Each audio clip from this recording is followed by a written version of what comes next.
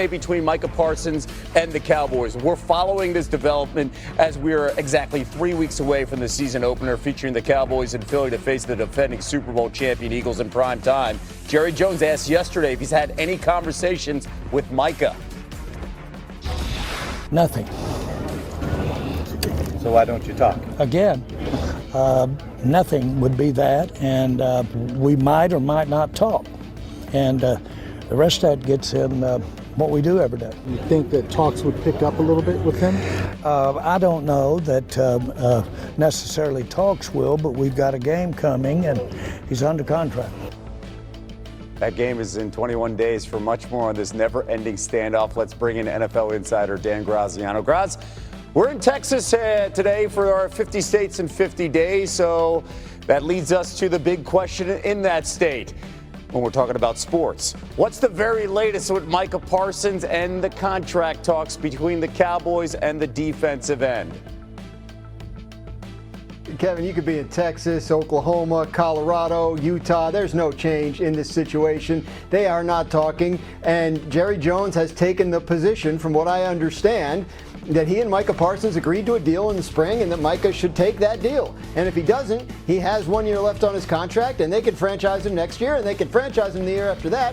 And if he doesn't like the extension they talked about in the spring, then that's what he is faced with. Now, it's a game of chicken, right? If Micah doesn't show up for week 1 and they get smoked by the Eagles, maybe the leverage shifts back in his favor. But right now, Jerry feels like he has the cards, and that Micah's job is to show up and play if he doesn't like where talks stand. Oh boy. Keep in mind, the Cowboys, though, when you look at their history, they extended CeeDee Lamb late last August and Dak Prescott right before their season opener. So we'll see how this plays out over the next 3 weeks as we continue to talk about it. We're also following a developing story with Chiefs wide receiver Rashee Rice, who's expected to have his disciplinary hearing with the NFL on September 30th.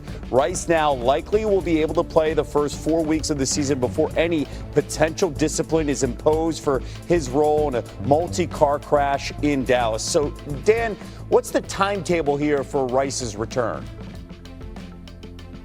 So, as you mentioned, the hearing scheduled for September 30th. What happens in these cases, a lot of times, and what happened here, the player, along with the players' union, and the NFL kind of discuss what the discipline will be. Here's what the NFL proposes. Do you accept this? Can we negotiate it? They couldn't get to an agreement, hence a hearing with Sue L. Robinson, who is the independent arbitrator for discipline in the NFL, who oversaw the Deshaun Watson case 3 off seasons ago. So she can do it on September 30th, so it waits until then.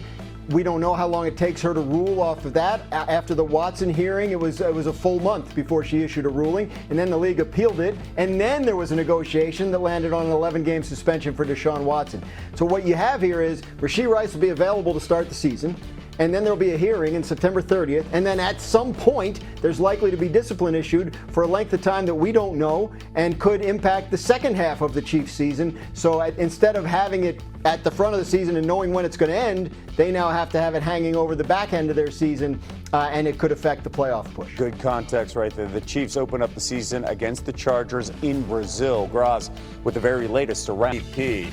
Since then, look at this. The Cowboys have not returned to the NFC Championship game in 29 straight seasons, third longest active drought in the league. The Browns and Dolphins had the longest active droughts at 32 seasons.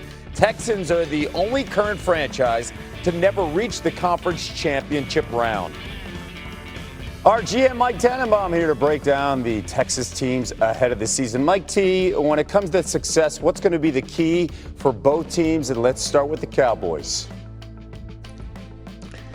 Kevin, it's going to start with their run defense. They've struggled over the last few years, but last year they were terrible. They were 30th in the league defending the run.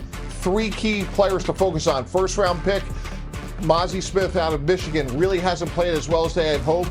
They brought over Kenneth Murray, a good, versatile linebacker who needs to play well immediately. And eventually they'll get back to Marion Overshown, a talented linebacker coming off of a major injury.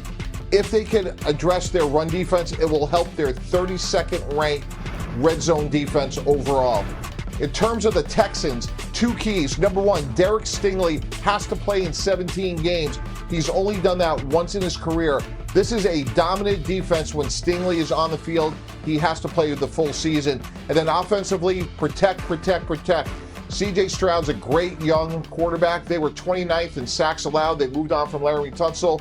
They have a few young offensive linemen that will have to play well right away for them. And we saw the wide receiver Jaylen Noel from Iowa State, maybe a big addition in that offense. And again, just keep C.J. Stroud standing. The Texans, they open up the season against none other than Super Bowl MVP Jalen Hurts after straining his oblique during throwing drills. The Browns said he's day-to-day, won't practice today, and is unlikely to face the Eagles in their preseason game on Saturday. Head coach Kevin Stefanski addressed the media earlier on when Shedeur Sanders started feeling the strain. Take a listen. It's new on SportsCenter.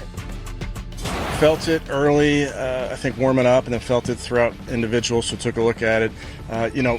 If it's a right guard, you can play through that. When it's a quarterback, you kind of need that muscle to throw. So unfortunately, going to put him down for a little bit here. We'll treat it day to day and see how he responds, but want to be smart because he's a thrower, so you can't push that thing.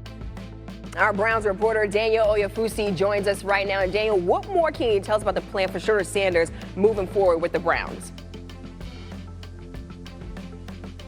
Yeah, Mina, as Coach Kevin Stefanski said, Shedeur Sanders is going to be day-to-day with that oblique strain and unlikely to play in Saturday's preseason game. When I asked Stefanski what the rehab looks like for Sanders, he said it's going to be a little bit of treatment, a little bit of rest, and then they're going to see how he responds in the coming days. I will say, when I watched Sanders on the practice field, maybe a good sign, he was fully dressed for the practice. He was doing some handoffs during individual drills, but not throwing just yet because they don't want to put strain on that oblique.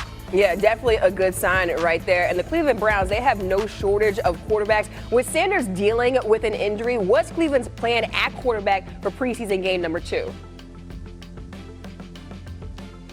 Yeah, I mean, for all the talk about this quarterback competition, it's really been a quarterback carousel with all the injuries and guys in and out of the lineup. Coach Kevin Stefanski wouldn't even commit before practice to Dillon Gabriel starting until he wanted to see how his hamstring responded to practice. But it does look like we're on track to see Dillon Gabriel start that game. And then, as you know, Kenny Pickett remains limited with his hamstring injury. Joe Flacco is going to get the rest as he's been practicing with the starters. So behind Gabriel, it'll be Tyler Huntley, who's been with the team for a little over a week now. Look, plenty of able bodies in that quarterback room. Browns take on the Eagles Saturday at 1 Eastern for preseason game number 2. Daniel Oyefusi with the latest. Thanks so much. So the Browns quarterback room, a MASH unit. Questions continue to swirl about the quarterback situation there. Let's dive in deeper with senior front office insider Mike Tannenbaum. And Mike, how does Sanders' injury impact his place on the QB depth chart? Molly, it's very significant. Shedeur played really well against the Panthers. We saw why he led the nation in completion percentage, 2 really good touchdown passes, but by not playing this week, it's hugely consequential. He had a chance to maybe get up to 2nd or 3rd. It just didn't seem like Cleveland wants to start anyone other than Joe Flacco, so they have one more game against the Rams. Ideally, he'll play that week, but it's remarkable when it's all said and done. Right now, the 40-year-old Joe Flacco is the one healthy quarterback on the Browns QB depth chart. Yeah, as a 5th-round draft pick, every rep counts for Sanders. Training camp, such a valuable time for a rookie. Mike, we will chat with you soon. Don't go anywhere. And meanwhile, on the other side, the Eagles are dealing with injuries of their own. Receiver A.J. Brown sat out for day 2 of joint practices as the Eagles remain cautious with his hamstring injury. New offensive coordinator Kevin Patullo still getting his guys acclimated. Here's Nick Sirianni on how everyone is adjusting. I know that they've always had a good relationship, and it's cool to watch. You guys can ask them more, but it's cool to watch them interact on a daily basis, you know, whether it's in the meeting room, whether it's on the field, whether it's I'll stop by Kevin's office, Jalen will be in there. It's great. I think Jalen's doing a really nice job. I really think he's doing a good job of continuing to master the offense. That's something that you can always continue to get better at, going through your reads, getting through your reads, not putting the ball at risk, and the more reps he gets at a certain play, those all build up. And so, a lot of similar things, a lot of new wrinkles too, that our future opponents will have to be, they won't see until they play us game 1, game 2, game 3. Our Eagles reporter Tim McManus is with us right now. We just heard from Nick Sirianni on QB1. So Tim, what'd you see from Jalen Hurts in the offense today? Yeah, Amina, 2 words to describe Hurts' day: under fire. Now, this offense is shorthanded. We know Landon Dickerson sidelined because of that meniscus surgery. No Lane Johnson because of a rest day. Same for Saquon Barkley. A.J. Brown sidelined with a hamstring injury. So there was a lot of Myles Garrett getting into the backfield and a lot of Jalen Hurts scrambling and trying to find options, and there was fewer of them on this day. Now, there were some highlights, including him being able to get loose and find Devontae Smith over the middle. He was working with running back Will Shipley a good amount, hitting him in the flat.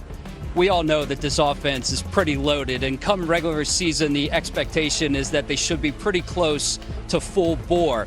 But the joint practices and training camp is all about growth, and Hurts talked about the fact that these joint practices are good for learning about where you are and where you have the opportunity to go. That was a lot about what today was all about. Yeah, and Jalen Hurts still learning under that